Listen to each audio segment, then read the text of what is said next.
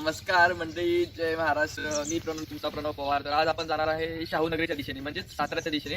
तर आम्ही आमच्या गावात आहे.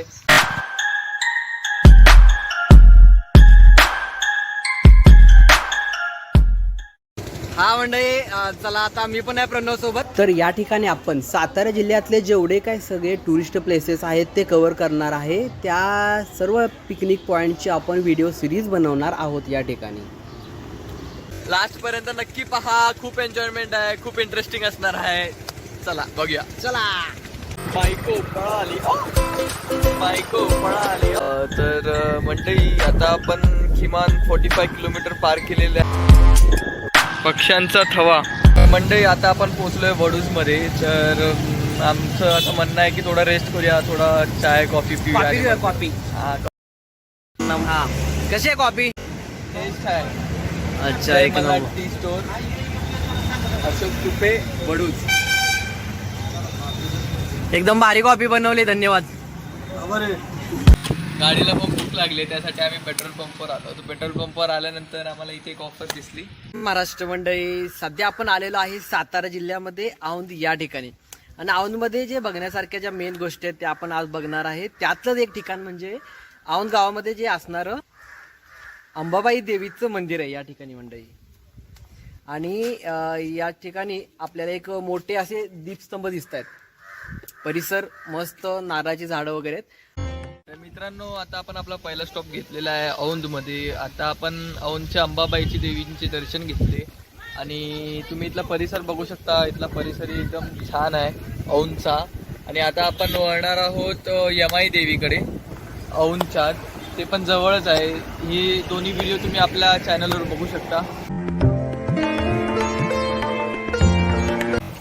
ज्याला इंग्लिशमध्ये म्हणतात कास प्लॅट्यू आणि ज्याला मराठीत म्हणतात कास पठार, अशा ठिकाणी आपण आलेलो आहोत.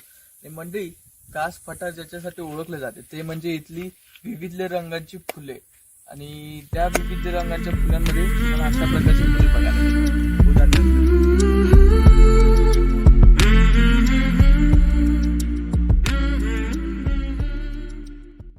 आज आपण आलेलो आहोत साताऱ्यामध्ये. साताऱ्यामध्ये आपण ठोसेघर धबधबा बघण्यासाठी आज आपण इथे आलेलो आहोत. आणि मंडळी, तिथे आज जाण्यापूर्वी मी तुम्हाला थोडीफार ठोसेघर धबधबाबद्दल माहिती देतो. मंडळी, हा आपण मॅप आधी पाहूया. तर दोन तीन प्रकारचे आपण धबधबा आज पाहणार आहोत. तर इथून हा जाण्याचा रस्ता आहे. आणि मंडळी, जर तुम्ही इथे येणार असाल तर इथलं टायमिंग आहे ते 8 ते म्हणजे सकाळी 8 ते संध्याकाळी 6 पर्यंत. याच्या आतमध्ये तुम्ही कधीही येऊन जाऊ शकता. आणि जर इथे तुम्हाला यायचं असेल तर इथे तुम्हाला आधी तिकीट करावी लागते.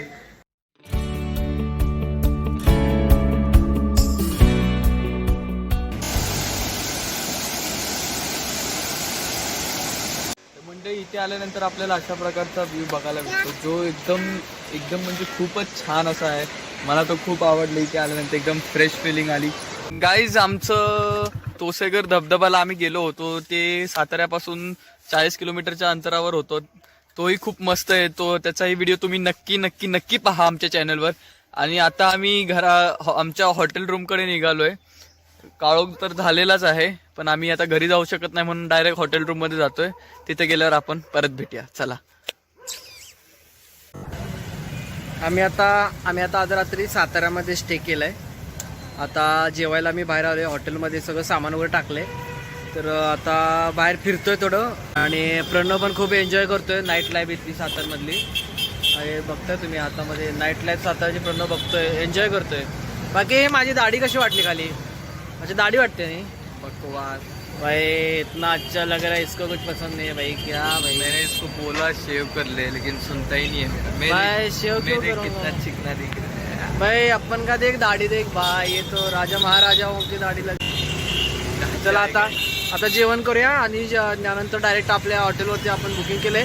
तिथले आम्ही तुम्हाला रूम वगैरे कसं दाखवतो. आमचं हॉटेल कसं आहे तिथं. चला, पुढचा प्रवास. जाम भूक लागलेली आहे. संध्याकाळचा टाइम. आता आम्ही जेवण्यासाठी सातारमध्ये जे मानस हॉटेल आहे ना त्या ठिकाणी आलोय. आम्हाला जरा कळलं बाहेरून की हॉटेल चांगलं आहे. काय बोलतोय? हा बोलतोय की जेवण मस्त झालेलं आहे आता आमचं. आणि आता मस्त फालुद्याची मजा घ्यायला लागलोय आम्ही. मी कसं खातो मी कसं खाऊ आता कॅमेरा बंद करायला लागेल ना.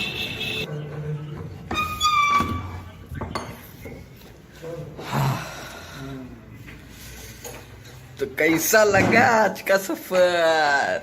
अरे मस्त मजा आली भाई बहुत मजा आली. आता आलोय जरा थकलोय आता मस्त आराम करूया जरा फ्रेश होऊया.